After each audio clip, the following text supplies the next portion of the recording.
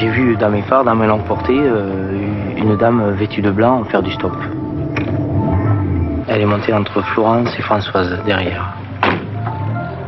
Et c'est là qu'elle a disparu.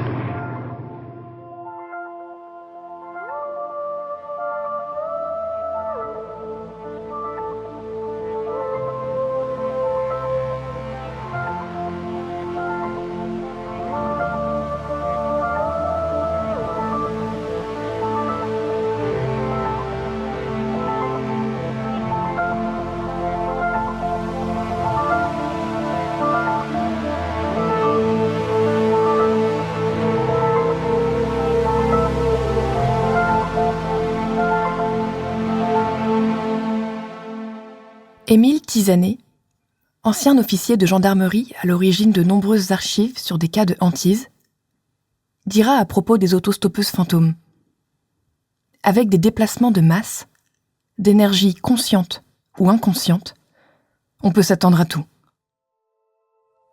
Peut-on ainsi s'attendre à ce qu'une personne physiquement présente à nos côtés, une personne si proche de nous que l'on parvient à ressentir la chaleur de son corps et le contact de ses vêtements sur notre peau, s'évapore sans laisser de traces en une fraction de seconde?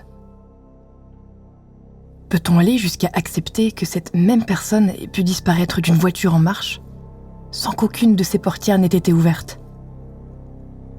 Il y a 37 ans, 4 jeunes Montpelliérains de retour de soirée sur la D986 ont en tout cas été forcés, eux, de concevoir l'inconcevable.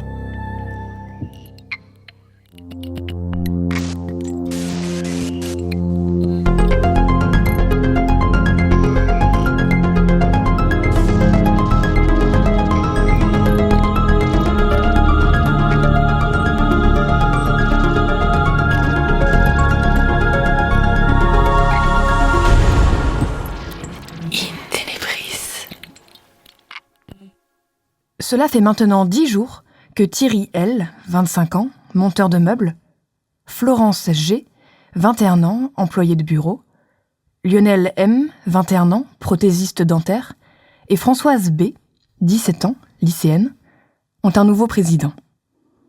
Le premier président socialiste de la Ve République.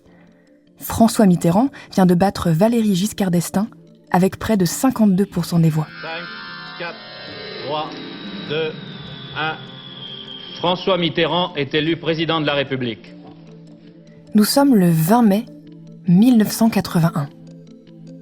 Thierry, Florence, Lionel et Françoise, qui vivent à Montpellier, ont passé une partie de la soirée à parler politique.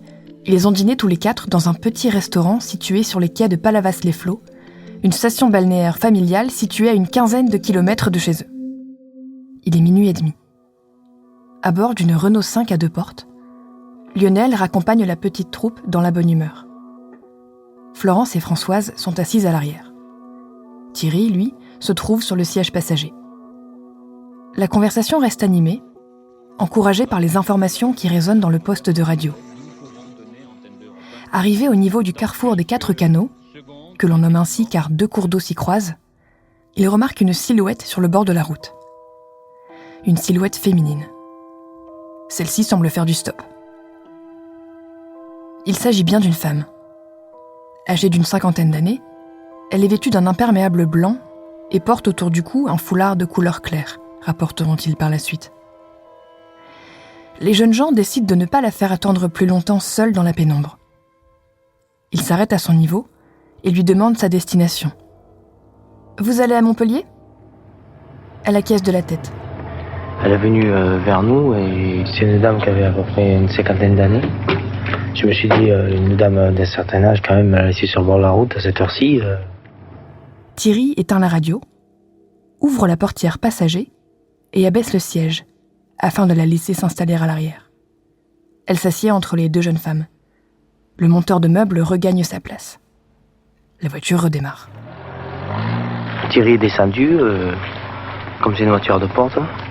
Et Florence est descendue par la suite. Elle est montée entre Florence et Françoise, derrière. L'inconnue n'est pas très loquace. Elle est même, pour ainsi dire, totalement muette. Très étrangement, personne ne tente d'engager la conversation avec elle. Plus curieux encore, plus personne n'ouvre la bouche, laissant le vrombissement du moteur couvrir seul le lourd silence. Aucun des 4 jeunes gens ne saura expliquer par la suite pourquoi il s'est subitement tu dans l'habitacle.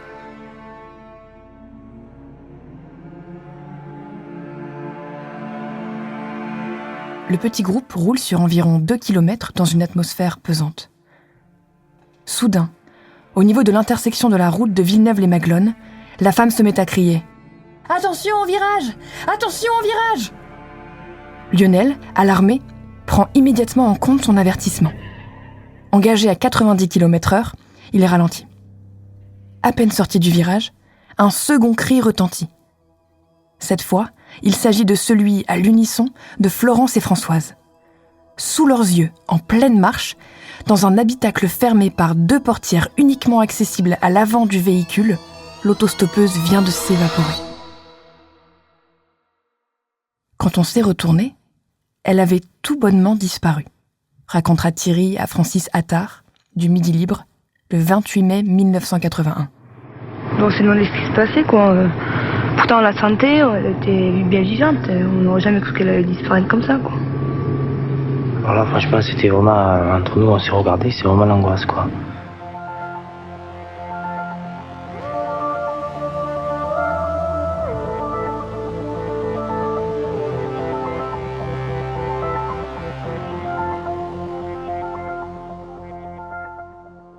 Thierry, Lionel, Florence et Françoise sont tétanisés.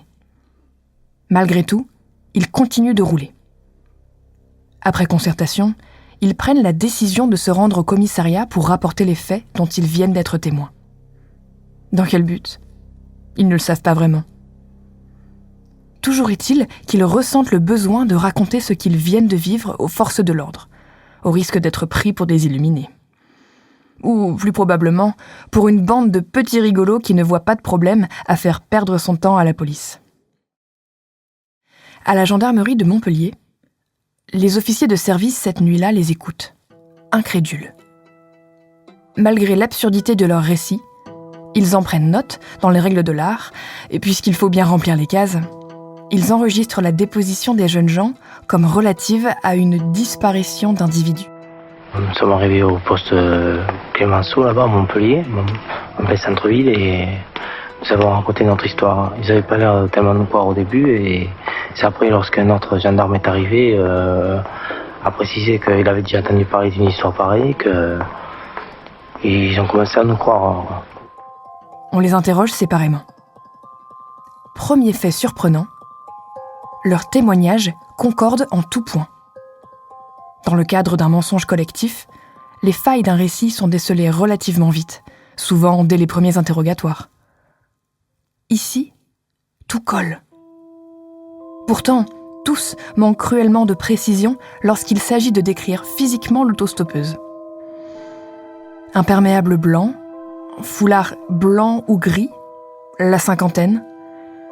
Ils ne sont capables de donner que ces 3 indications, rien d'autre. Comme dit plus tôt, ils ont aussi du mal à justifier le fait de ne pas avoir dit un mot dès l'instant où l'inconnue s'est assise sur la banquette. Second fait notable, les jeunes ne sont ni sous l'emprise de drogue, ni sous l'emprise d'alcool. Ils ne sont pas non plus connus des services de police. Voilà, alors le matin, en arrivant, dès 8h à mon bureau, j'ai trouvé sur ma table un rapport fait par les brigades de nuit concernant un phénomène surnaturel. J'ai été quelque peu surpris de lire un tel compte rendu, surtout que ce n'est pas dans nos habitudes de traiter de telles affaires. Ce rapport m'a attiré mon attention sur le fait qu'on me relatait l'incident de la nuit, mais on me disait que ces 4 jeunes paraissaient très effrayés et qu'ils paraissaient très normaux. Une brigade décide de se rendre le matin même, en leur présence, sur les lieux de la disparition. Sans trop de surprise, elle n'y trouve rien.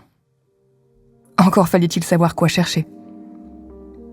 À ce stade, il n'y a de toute façon plus grand-chose à faire. L'identité de cette femme reste un mystère, et les conditions de sa soi-disant disparition sont trop floues. Difficile d'ouvrir véritablement une enquête. Là-dessus, le policier, quand même, est obligé de ramener des faits dont il a la preuve. Or là, la preuve, nous n'avons que les auditions de ces jeunes. Il y a un fait qui me surprend, c'est le fait que cette dame blanche fait arrêter la voiture pour monter et elle ne la fait pas arrêter pour descendre. Pourquoi ? Je ne peux que dire que ces jeunes ne me paraissent pas avoir monté un canular sur cette affaire-là. Thierry, Françoise, Lionel et Florence accepteront de se confier à quelques journalistes dans les jours qui suivirent les faits. À Francis Attard, du Midi Libre donc, mais aussi à des reporters de France Dimanche et du journal de Montpellier. Puis ils refuseront catégoriquement d'en reparler. Aujourd'hui, on ne sait pas ce qu'ils sont devenus.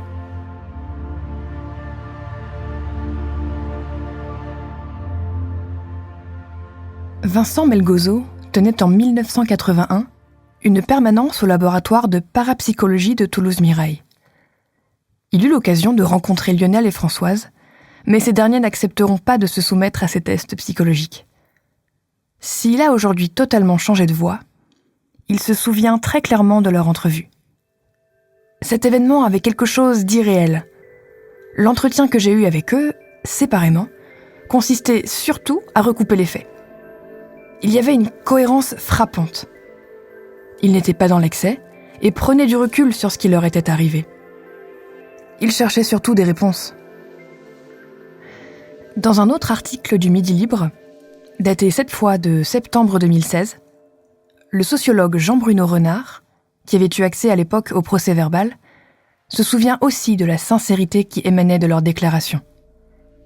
Il s'est bien passé quelque chose, mais personne ne pourra jamais dire avec certitude ce que c'était, a-t-il confié.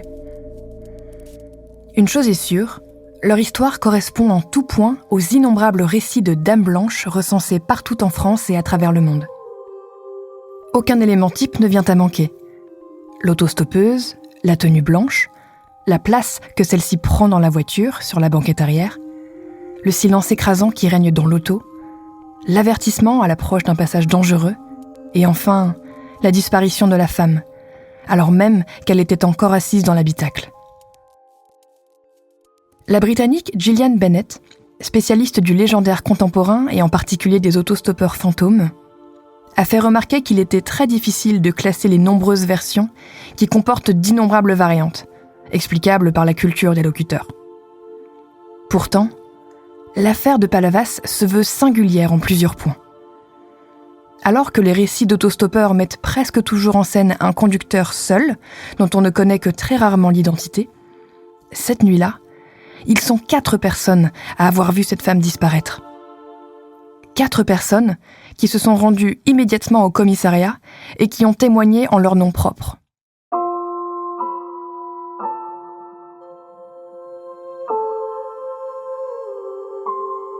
Après l'épisode de Palavas, qui alla jusqu'à trouver des échos dans les grands médias nationaux, de nombreux cas similaires furent recensés un peu partout en France. Des cas bien peu documentés, ne semblant convaincre que les amateurs de paranormal. À croire que l'événement lança un genre de légendes urbaines à lui tout seul. Ironiquement, l'histoire de la Dame Blanche de Palavas est bien la seule à faire aujourd'hui débat, ou du moins à laisser en suspens une question. Qu'est-il vraiment arrivé à ces 4 jeunes gens au cours de cette nuit du 20 mai 1981 ?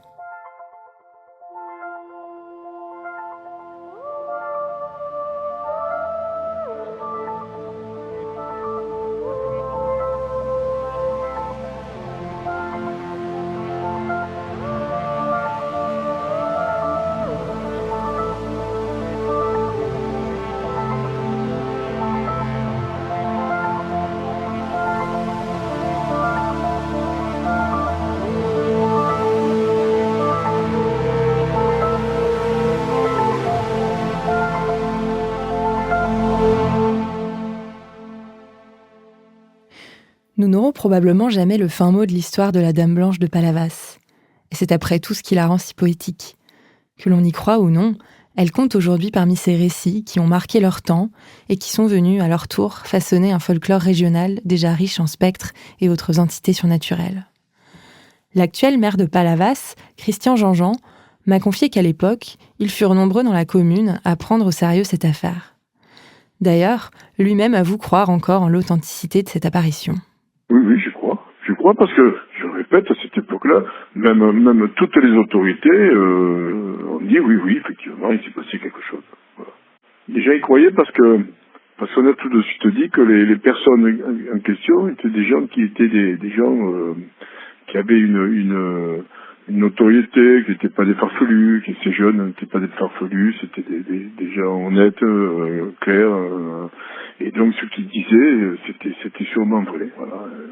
Moi j'ai vécu ça, j'étais plus jeune 80, moi j'étais pas très jeune, mais j'avais vécu ça un petit peu avec toutes les personnes, ils m'avaient dit mais c'est vrai, ça se fait, voilà, ça arrive. Ça arrive. Après tout, démontrer que ce genre de choses n'arrive pas n'est peut-être pas forcément plus simple. Aujourd'hui, c'est vers une spécialiste du folklore français que je me suis tournée pour tenter d'éclaircir ce mystère. Marie-Charlotte Delmas, vous êtes sémiologue, docteur en sciences du langage, et vous avez consacré une partie de votre carrière à la recherche sur le folklore français et les croyances populaires. Vous avez publié sur le sujet une dizaine d'ouvrages, dont Le Grand Légendaire de France, et plus récemment les excellents Dictionnaires de la France merveilleuse et Dictionnaire de la France mystérieuse aux éditions Omnibus. Autant dire que les histoires de Dame Blanche, et plus précisément celle de Palavas-les-Flots, ça vous parle un petit peu, n'est-ce pas ? Un petit peu. C'est une histoire Palavas que vous en aviez déjà entendu parler ? Oui, parce que c'est celle qui a été la plus médiatisée. On va d'abord revenir sur les faits. Ce qu'il y a de frappant dans cette affaire, c'est quand même le nombre de témoins de cette apparition, puisqu'ils sont 4, mais aussi le fait que plusieurs personnes qui ont été en contact avec eux ont évoqué leur sincérité. D'après vous, et c'est une question totalement subjective, puisque vous n'étiez pas là, qu'est-ce qui a bien pu arriver à ces jeunes ? Est-ce qu'ils ont menti ? Est-ce qu'ils ont vécu une sorte d'hallucination collective ? Ou est-ce qu'ils ont vraiment vu un fantôme ? Alors, moi, évidemment, je ne vais pas vous donner la réponse parce que je n'en sais fichtre rien. En revanche, il y a eu, sur ce cas-là et sur d'autres cas de ces fameuses autostoppeuses Dames Blanches, différentes explications qui ont été données. Bon, ce serait soit des revenantes, c'est-à-dire des morts qui reviennent physiquement. Ce serait des projections, on a même dit des projections d'une espèce de d'âme ou de je sais pas quoi, d'un médium et qui se baladerait comme ça. On a parlé d'hallucinations, on a parlé d'apparition de la Vierge, dans certaines, on a parlé d'extraterrestres. Et puis on a parlé aussi beaucoup de supercherie. Donc voilà, à vrai dire, on n'en sait absolument rien. Par rapport à ces témoignages, alors ils avaient l'air sincères, oui, bon, ils étaient sincères, moi d'accord. Mais cela dit, je voudrais vous rappeler une petite histoire qui est celle de ces 2 petites Anglaises de 10 ans... et 16 ans, qui affirmaient avoir vu des fées, qui ont même pris des photos de ces fées. Le grand Conan Doyle les a soutenues en disant que ces photos étaient réelles, et ce n'est que 66 ans après qu'elles ont avoué la supercherie. Elles étaient aussi terriblement sincères et leurs témoignages étaient aussi tout à fait raccords. Bon, sans émettre de jugement définitif sur l'authenticité du témoignage de ces 4 jeunes, c'est important de noter qu'à cette époque, donc en 1981, le mythe de la Dame Blanche n'est pas vraiment connu en France, même si quand on fouille un peu, on retrouve ça et là des histoires à peu près similaires. Moi, je travaille sur les récits et les témoignages du 19e siècle, parce que c'est seulement à cette époque que des collecteurs sont allés dans les campagnes recueillir ces récits qui allaient peut-être mourir sans eux, et qui ont fait qu'on a disposé d'une somme très importante de documentation sur laquelle il est possible donc de travailler. Ces autostoppeuses Dames Blanches, elles arrivent beaucoup plus tardivement. Elles viennent des États-Unis, comme beaucoup de ce qu'on appellera les légendes urbaines. Aux États-Unis, c'est dans les années, me semble-t-il, 20, années 30, 40. En France, beaucoup plus tard, pas avant les années 70. Et donc, on est dans une une catégorie de légende qui a beaucoup évolué, et je vous dirai quelques mots sur cette évolution plus tard. Ce qu'on peut déjà noter par rapport à ces dames blanches autostoppeuses, ce sont des caractéristiques dont certaines d'ailleurs sont déjà dans les fantômes, existent déjà au sujet des fantômes tels qu'on peut les lire dans les témoignages du 19e. Donc on peut se poser la question, est-ce qu'ils ont été influencés par un fait divers précédent ou par la culture populaire de l'époque ? Alors, en admettant que ces jeunes aient inventé cette histoire, probablement, s'ils l'ont imaginé, on va dire pas inventé, parce qu'il y en avait déjà des histoires comme ça veut dire qu'ils connaissaient déjà le mythe et qu'ils l'avaient lu ailleurs. On constate quand on travaille, comme je le fais sur les superstitions, que effectivement, à partir du moment où la littérature populaire, la littérature de colportage apparaît dans les campagnes, les contes, par exemple, vont évoluer. Les conteurs vont se servir de ça et ils vont se servir de certaines superstitions qui sont dans les almanachs et tout ça. Et donc, il y a une espèce de pollution. On n'est plus dans quelque chose complètement pur qui arriverait directement du Moyen-Âge. On le sait, on a des témoignages où on voit que les instituteurs, par exemple, leur lisaient un certain nombre de livres qui sont énoncés explicitement dans certains textes. Pour ces jeunes, dans les années 80, on a des auteurs de fantastique qui sont là. On a Claude Seignol, on a Jean Rey, on a du cinéma, c'est un mythe qui quand même existe, a pu être lu, a pu être raconté dans les écoles, voilà. Donc on ne saura jamais ce qui les a réellement influencés, si tant est donc qu'ils aient été influencés, qu'ils aient imaginé tout ça. Mais enfin, il y avait quand même tout un ensemble de textes, de films, de fiction dans lesquels on pouvait retrouver ces éléments. Alors, autre aspect important dans les faits, leur histoire, elle comporte un peu tous les éléments types des récits de Dames Blanches qu'on connaît bien et qu'on pouvait se raconter enfant dans les cours de récré dans les années 90. Il fait nuit, elle est seule sur le bord de la route, elle est habillée en blanc, elle ne parle pas, elle finit par hurler à l'approche d'un passage dangereux et pouf, elle disparaît. On a un peu l'impression d'avoir entendu ça 1000 fois quand même. Alors, ma question c'est, est-ce qu'il existe des éléments types canoniques dans les histoires de Dames Blanches ? Sur ces Dames Blanches-là, vous venez de les donner. On peut y ajouter ce que je vous disais tout à l'heure, c'est-à-dire le fait que ces femmes n'ont pas d'histoire. Voilà, on ne sait pas d'où elles viennent, on ne sait pas qui elles sont. Voilà, tout le reste, effectivement, ce sont leurs caractéristiques. Mais pour bien comprendre ce phénomène de la Dame Blanche, il va falloir aller la chercher dans ce qu'elle était quand elle est apparue en tant qu'être surnaturel au XIXe siècle. Voilà, et retracer son histoire. Au départ, la Dame Blanche, donc là, pour le coup, bien avant le XIXe siècle, au départ, la Dame Blanche, c'est une fée. Et c'est une fée qui, visiblement, viendrait d'Allemagne, parce qu'au XVIe siècle, plusieurs auteurs parlent de ce qu'ils appellent les femmes blanches ou les sibylles blanches, qui sont des fées allemandes. Donc là, on a une première piste d'origine de ces fées blanches. Ensuite, il faut savoir que dans les témoignages ou dans les récits concernant les fées, et dans tous ceux qui sont relevés au XIXe siècle, 9 fois sur 10, les fées sont habillées de blanc. Pourquoi ? Parce qu'elles incarnent, elles succèdent à des divinités du paganisme, aux nymphes, aux déesses mères, etc. Et que pour le coup, voilà, elles sont habillées de blanc comme étaient ces femmes ou ces vierges. Voilà, ce sont donc voilà pour le blanc. Pour la dame, chez les fées, c'est la même chose au Moyen-Âge et encore au XIXe siècle. Les fées sont appelées dans beaucoup de régions, dans beaucoup de provinces, des dames. Dame ou demoiselle. Donc une dame blanche, c'était une fée vêtue de blanc. Mais on a aussi, par exemple, en Franche-Comté, des dames vertes, qui sont des fées, pas gentilles du tout d'ailleurs, mais voilà, on les appelle dames vertes parce qu'elles ont un costume vert. Voilà, ce sont des dames un peu sylvestres, des bois. Voilà. Et donc, on trouve au XIXe siècle plusieurs récits où justement on ne sait pas très bien qui est la Dame Blanche. On ne sait pas très bien si c'est une fée ou si c'est un fantôme.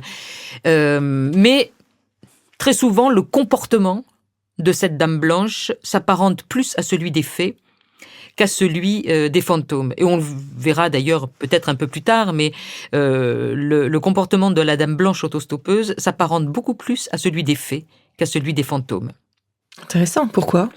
Alors, pourquoi je ne vais pas pouvoir vous répondre en 2 mots, parce qu'il faut que je vous retrace un petit peu ce monde de l'au-delà, pour comprendre où se situent les Dames Blanches et qui elles ont comme voisins de l'autre côté du Pin, comme on disait en Bretagne. Donc, déjà au départ, les morts ne sont pas censés revenir chez les vivants. Ça, c'est quelque chose qu'on retrouve dans tous les récits. Donc, on est mort, on reste mort, on va là où on doit aller et on ne vient plus enquiquiner les vivants. D'ailleurs, c'est clair, on va prendre le mort, on va le mettre dans un suaire, on va coudre le suaire, on va le mettre dans un cercueil. Pour qu'il ne sorte pas, on va mettre des clous dans le cercueil. On n'est pas obligé, après tout. On va mettre des clous, on va le mettre dans la terre, on va le recouvrir de terre, on va mettre une dalle dessus. Et là, voilà, t'es mort, tu restes mort et tu ne reviens pas dans le monde des vivants. Mais pourtant, il y avait des histoires de morts qui revenaient. Alors, lorsqu'ils reviennent dans le monde des vivants, parce qu'effectivement, il y a plein d'histoires de fantômes, donc lorsqu'ils reviennent dans le monde des vivants, c'est qu'il y a une bonne raison. Et cette raison, elle est souvent puisée dans le fond des croyances chrétiennes, même si ces croyances sont parfois détournées ou un peu polluées, comme on dit en folklore, par les croyances paysannes ou de vieilles croyances païennes qui sont encore très fortes en France, y compris au 19e. Alors, le bon mort. Le bon mort, c'est celui qui a reçu l'extrême-onction. C'est celui qui s'est confessé avant de mourir et qui a bénéficié d'une messe funéraire et qui est enterré dans l'espace consacré du cimetière. Voilà, ça c'est un bon mort et le fait d'avoir tout ça lui permet d'avoir un aller direct pour le paradis. Je vous dis ça parce que vous allez voir que ça concerne certaines catégories de fantômes. Vous pouvez nous donner rapidement les différentes catégories de fantômes ? Alors moi, je leur ai donné des noms, vous allez voir. Donc, il y a une première catégorie dans les revenants qui concerne ceux qui viennent de mourir et qui apparaissent à l'un de leurs proches pour annoncer qu'ils viennent de mourir. Voilà.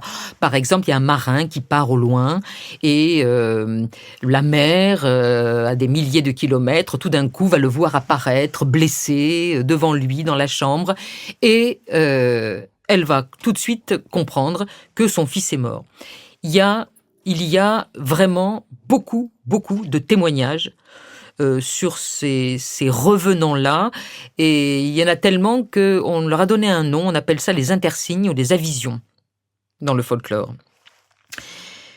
Alors ceux-là, ils reviennent tout de suite. Alors, il y a une deuxième catégorie, c'est ceux qui ont une chose à faire avant de partir dans l'au-delà.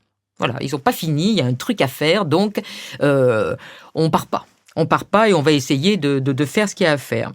Donc là-dedans, moi, j'ai les justiciers, ce que j'ai appelé les justiciers. Donc ceux-là, ils s'arrangent, par exemple, pour que leurs assassins soient condamnés. Ils reviennent et puis ils s'arrangent pour dénoncer quelqu'un qui a fait du mal et qui va finir par être arrêté. Ensuite, ceux que j'ai appelés les aidants. Alors eux, ils viennent aider leur famille, mais généralement sur le plan matériel. On est à la campagne, avec des gens pleins de bon sens. Donc, par exemple, ils ont caché de l'argent quelque part, donc ils vont venir dire à leurs descendants en tapant sur un tiroir ou en montrant l'endroit où est caché un trésor. Voilà, donc ça, c'est des aidants. Ils viennent aider donc leur famille.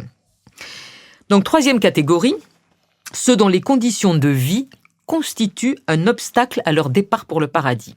Voilà, ils n'ont pas eu une vie très bonne. Ils ont commis des, entre guillemets, péchés, et donc ils vont devoir, pour aller en paradis, il leur manque des tickets, on va dire. Donc ces tickets, comment ils vont les obtenir ? Eh bien, ceux que j'ai appelés les quémandeurs, ils reviennent pour demander à leurs proches de dire des prières pour eux. Voilà. Et donc, du coup, grâce à toutes ces prières, ils vont pouvoir aller vers le paradis. Ensuite, il y a les pénitents. Alors, les pénitents, eux, ils ont une peine à accomplir. Comme si, en fait, pour les paysans de l'époque, le purgatoire était sur terre.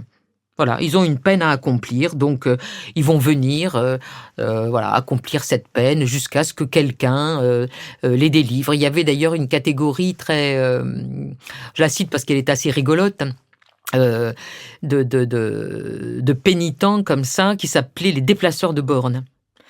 Et chez les paysans, on borne les champs pour savoir à qui est cette terre, parce qu'un mètre carré de terre en plus, c'est du blé, c'est de la rave, c'est des sous. Eh bien, il y avait des gens qui déplaçaient les bornes. Et comme c'était très difficile, parce qu'à l'époque, il n'y avait pas tous ces plans très précis, etc. C'était très difficile de pouvoir juger et de savoir qui disait vrai. On faisait peur aux gens en leur disant qu'ils reviendraient sous la forme d'un déplaceur de bornes. Et alors, ce fantôme déplaceur de bornes, il se promène, on en trouve partout, dans toutes les provinces de France, il se promène avec une pierre sur son dos, une espèce de borne sur son dos, et il dit « Où la mettrai-je ? Où la mettrai-je » Et si quelqu'un le rencontre et lui dit « Remets-la où tu l'as mise », il est sauvé. Voilà. Donc ça, par exemple, c'est une catégorie de fantômes qui va rester très célèbre au 19e, mais qui, à partir d'un certain moment, ne l'est plus. Parce qu'elle va tomber d'elle-même. Voilà, les chants, on sait très bien où ils commencent, où ils finissent. Voilà. Donc ça, ce sont mes pénitents. Et puis, alors, autre catégorie de ceux qui ont eu des problèmes dans leur vie, les damnés. Alors là, les damnés, eux, c'est pas le purgatoire qu'ils font sur terre, c'est l'enfer. Donc, ils vont rester sur terre. C'est le cas, par exemple, des femmes qui ont tué leur enfant et qu'on va appeler les lavandières de nuit. Elles sont condamnées à laver soit le cadavre de leur enfant, soit les langes de leur enfant, la nuit pour l'éternité. Voilà. Donc ça, ce sont donc ces damnés qui constituent la dernière série de ceux dont les conditions de vie constituent un obstacle à leur départ au paradis. Dernière catégorie, ceux dont les conditions de mort constituent un obstacle à leur départ pour le paradis. Et c'est là, vous allez voir, qu'on va retrouver nos dames blanches. Donc, dans cette catégorie, il y a ce que j'ai appelé les errants. Les errants. Alors, les errants, eux, ils n'ont pas été enterrés en terre consacrée. Voilà, ils sont morts ailleurs, des soldats, voilà, ils sont morts ailleurs. Et donc, du coup, il leur manque quelque chose, quoi. Il leur manque des conditions pour aller au paradis, donc ils restent attachés à la terre. Et certains se manifestent aussi pour qu'on retrouve leur corps. Voilà, parce que quand on a retrouvé leurs dépouilles, on va pouvoir aller les enterrer dans un cimetière et faire une messe et tout ça, et donc ils vont pouvoir aller au paradis. Et puis les noyés, qui alimentent les légendes de navires fantômes. Et enfin, les effarés, dans lesquels on va retrouver nos dames blanches. Alors, les effarés, ils sont victimes de morts violentes. Accidents, assassinats, suicides, mais suicides provoqués par l'agression de quelqu'un. Un homme, par exemple, qui va suivre une femme, et la femme, pour l'agresser, la femme, elle va se lancer d'une falaise, ou elle va se noyer, voilà. C'est important de noter leur statut de victime. Donc, évidemment, ces morts violentes font qu'ils n'ont pas eu le temps de se confesser, ils n'ont pas eu le temps d'avoir l'extrême onction, même si après ils sont enterrés en terre consacrée, donc il leur manque quelque chose. Et pourtant, ce sont néanmoins des victimes. Et c'est essentiellement dans cette catégorie qu'on va retrouver donc nos dames blanches, en tout cas dans tous les récits du 19e siècle. Très souvent, ce sont des femmes qui, comme je disais, vont être poursuivies, vont mourir et vont revenir ensuite. Pourquoi faire ? Pour annoncer la mort des membres de leur famille. Ou alors des jeunes filles du village. C'est-à-dire que leur fonction n'est pas d'aider à ne pas mourir. Leur fonction est d'aider à mourir. Parce que en annonçant, et ça a été assez peu noté et c'est pour ça que j'insiste dessus, c'est que en venant annoncer la mort d'un proche, elles aident ce proche à se préparer à mourir. Le problème, c'est pas la mort. Le problème, c'est comment on est préparé à la mort. Alors nous, aujourd'hui, avec une mentalité du XXe siècle, on se dit, si, le problème, c'est la mort. Non, à l'époque, non, c'est pas la mort. C'est, est-ce qu'on va être bien préparé à la mort, et donc est-ce qu'après, son après-mort va être au top, et on va aller, là où ses croyances nous portent, et en paradis, en tout cas, pour les chrétiens. Et cette fonction d'annonceuse de mort, on va la retrouver de façon un petit peu drôle chez un oiseau. Cet oiseau, c'est la dame blanche, la chouette effraie. La chouette effraie, qu'on va appeler dame blanche, fait l'objet de tout un ensemble de superstitions. Et quand elle s'approche d'une maison pour ululer ou crier, je ne sais pas comment on dit pour les chouettes, si elles ululent comme les hiboux ou pas, mais on va dire crier en tout cas, qui était l'expression du 19e, quand elles viennent crier près d'une maison ou quand elles se posent sur une maison, c'est que quelqu'un va mourir dans la maison. Et c'est pas un hasard, du coup, si elles ont été appelées dames blanches. Donc vous voyez que ces dames blanches, telles que la tradition les a fait naître, les a montrées au travers des récits, des témoignages, etc., ne ressemblent en rien aux dames blanches autostoppeuses, comme celles dont il est question dans votre histoire de Palavas. Mais alors elles viennent d'où, ces autostoppeuses fantômes, comme celle justement de l'histoire de Palavas ? Est-ce qu'il y a une forme de syncrétisme qui s'est opéré avec le temps ? Je ne sais pas si on a un syncrétisme. En tout cas, moi, ce que je pense, c'est qu'elles ont plus une attitude de fée qu'une attitude de fantôme. Parce que vous l'avez noté, aucune des catégories que je viens d'énumérer devant vous, aucune de ces catégories ne dit « on vient aider les gens à ne pas mourir ». On s'en fiche de ça. Donc du coup, on a des récits d'histoires de fées qui protègent les gens, qui les protègent d'un terroir, qui les protègent qui vont protéger un enfant qui a été perdu, par exemple, qu'on va retrouver, etc. Ça existe pour les fées, même si ce ne sont pas des dames blanches, mais ça existe pour les fées. Ça n'existe pas dans les fantômes. Cela dit, évidemment, les croyances évoluent avec leur temps. Toutes ces légendes urbaines qui viennent des États-Unis viennent d'un pays assez composite, qui n'a pas ce fond légendaire qu'on peut avoir dans la vieille Europe. Donc, on peut comprendre que ces légendes urbaines se créent avec des petits éléments pris à droite à gauche et avec les outils qui sont ceux de leur époque. Les paysans, quand ils racontent des histoires au XVIe, au XVIIe, au XIXe siècle, ils vont les interpréter avec les outils qui sont les leurs. On parle de lutin quand il y a des bruits dans la maison au XVIIe siècle, on va parler de poltergeist au XXe siècle. Donc voilà, chacun fait avec les outils qui lui sont propres.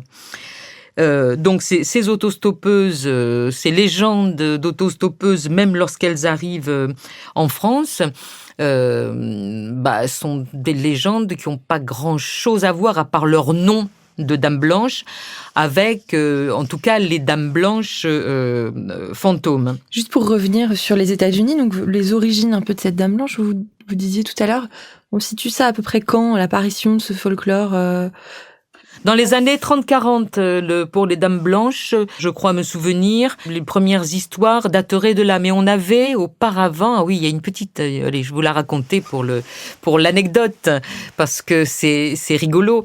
C'est une histoire qui se passe pas sur la route, mais dans un train. Et c'est une histoire qui se passe au début du XXe siècle, sur la ligne de Baltimore à Ohio. Et le conducteur du train, le chauffeur du train, voit tout d'un coup, sur les rails, apparaître sa mère, qui est morte 20 ans plus tôt. Alors elle a à la main une lampe rouge qu'elle agite, il panique, il freine. Le gars qui est à côté de lui et qui normalement s'occupe du frein ne voit rien. Il freine et il arrête le train. Et 100 mètres plus loin, il y a un pont qui s'est écroulé. Donc voilà un fantôme, mais on est presque dans une avision, c'est-à-dire que seul celui qui va être sauvé voit. Celui qui est à côté ne voit rien. Et ça, on a souvent ce phénomène, c'est-à-dire que c'est souvent une personne qui voit. Bon, là, Palavas, ils sont 4 à voir. C'est ce qui fait la spécificité de Palavas, c'est ça. Parce que dans les histoires de Dame Blanche autostoppeuse fantôme, pour préciser, j'ai le sentiment que c'est assez inédit le fait qu'il soit 4. D'habitude, le conducteur est seul plutôt. Oui, bien sûr. C'est ce qui fait que moi, allez, je vais le dire et tout le monde va me détester, mais je n'y crois pas du tout à cette histoire de Palavas. Voilà, c'est dit. Il y en a d'autres qui me semblent... je dis pas plus vrai, je vais dire plus vraisemblable. Faire cette nuance entre le vrai et le vraisemblable. Voilà, qui me semble plus vraisemblable parce que il y a des choses étranges. Là, ça me paraît, alors ça n'engage que moi, hein, mais moi personnellement, voilà. Vous avez d'autres anecdotes en tête qui vous semblent plus vraisemblables, c'est-à-dire lesquelles Non, mais plus vraisemblables. Dans les cas de poltergeist, par exemple, oui, il y a des choses où là, il y a plein de personnes qui vont voir. On en retrouve au Moyen-Âge, on en retrouve dans l'Antiquité, on en retrouve au XXe siècle. J'en ai vu. Donc, franchement, voilà, je sais pas d'où ça vient, probablement des personnes qui sont là, etc. Peu importe, je pense que de toute façon, tous les phénomènes surnaturels sont appelés à devenir des phénomènes naturels quand on les aura expliqués, parce que il faudrait simplement que des chercheurs continuent, plus nombreux, à se pencher là-dessus pour qu'on explique, en fait, ce qui se passe, sans tomber dans une sorte d'obscurantisme où tout devient possible, y compris des théories et des thèses qui sont pas loin de celles du complot et qui du coup sont dangereuses. Je parlais des outils tout à l'heure, mais je pense que, alors ça c'est vraiment une hypothèse que je soumets. Je pense que l'importance de la religion est agissante. Imaginez une apparition comme ça d'une femme voilée de blanc, qui apparaît au XIXe siècle dans une carriole pour aider quelqu'un. C'est la Vierge. Et tout le monde dira, c'est une apparition mariale. Il y en a plein comme ça d'apparitions mariales. On dira, c'est la Vierge. Mais à partir du moment où ce fond religieux, en particulier le fond religieux lié à la préparation à la mort, qui est extrêmement fort du Moyen-Âge jusqu'à la fin du XIXe siècle. On a des livres qui sont des arts de mourir. Hein, il faut apprendre à vivre, mais il faut apprendre à mourir. Et il y a tout un rituel de la mort dans les maisons pour que l'âme s'en aille. On met de l'eau pour qu'elle se lave, etc. Enfin, la mort est encore très ritualisée au XIXe siècle, et comme elle l'était dans les siècles précédents. Et donc du coup, voilà, là, on est dans les années 70.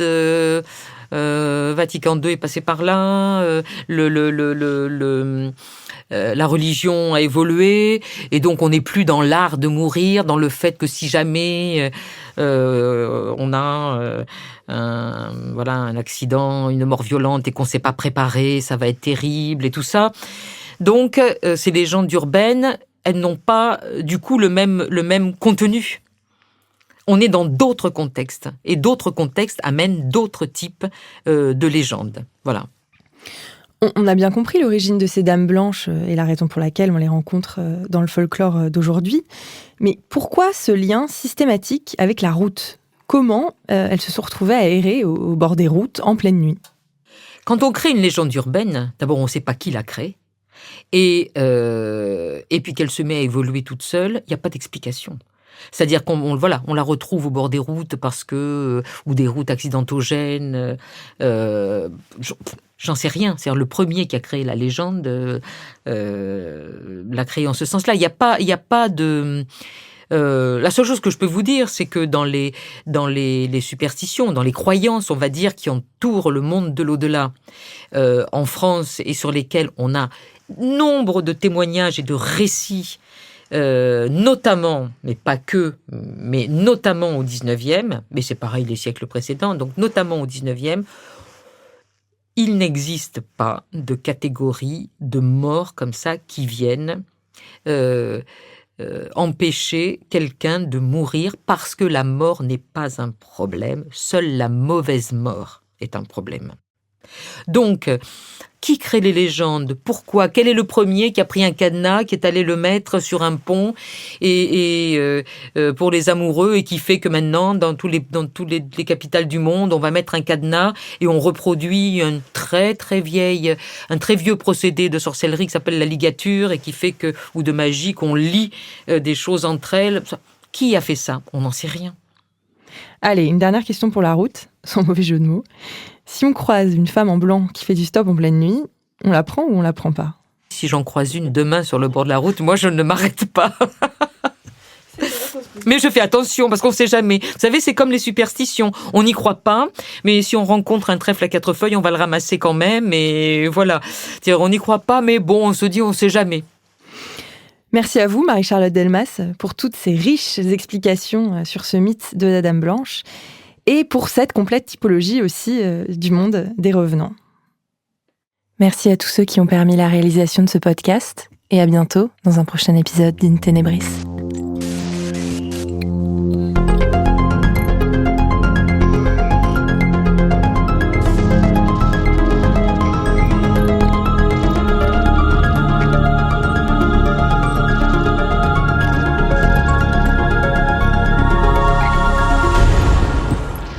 In